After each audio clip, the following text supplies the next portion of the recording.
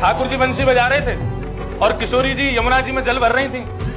ठाकुर जी की बंसी सुनकर के सब गोपी पलट के देखे, लेकिन एक गोपी नहीं देखे। ठाकुर जी बोले पलट क्यों नहीं रही है?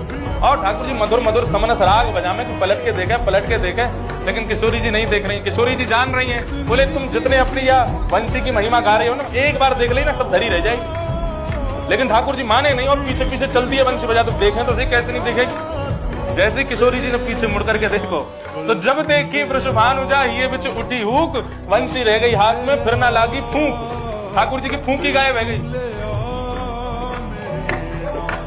करवे की कोशिश तो कर रहे हैं लेकिन फूंक निकल ही नहीं रही है। या हमारे वृंदावन में बिहारी जी खड़े हैं, राधा रमन जी खड़े हैं, राधा वल्लभ जी खड़े हैं। पूछो किशोरी जी कहाँ हैं? बोले घूंघट करके बैठी हैं। बोले क्यों? बोले यदि मैंने घूंघट उठा दिया तो अभी तो बंसी बंद भैया, ना जाने काका बंद हो जाएगा इनको। ये हमारे घूंघट में बैठी रहे।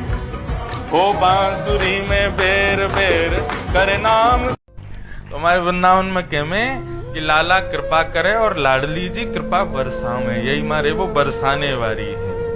वृंदावन में एक और सूरदास हुए।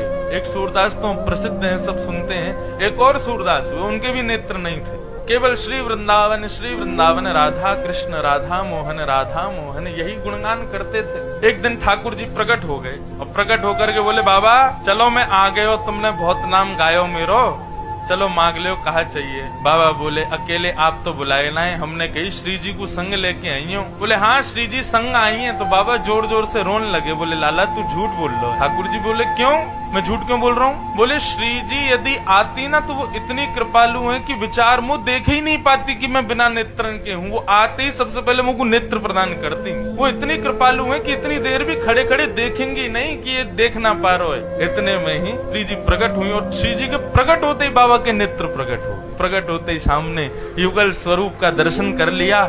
तब बाबा बोले लाला मोए लगे तो भी अभी तेरी श्री जी की महिमा पतो ना है। तू अकेलो आयो और मुझे झूठ बोल लो श्री जी आई है, लेकिन हम भक्त हैं, हम सब जाने श्री जी तो इतनी करुणामयी है, इतनी कृपालु हैं। देख उनके प्रकट है ज्योति अपने आप प्रकट है।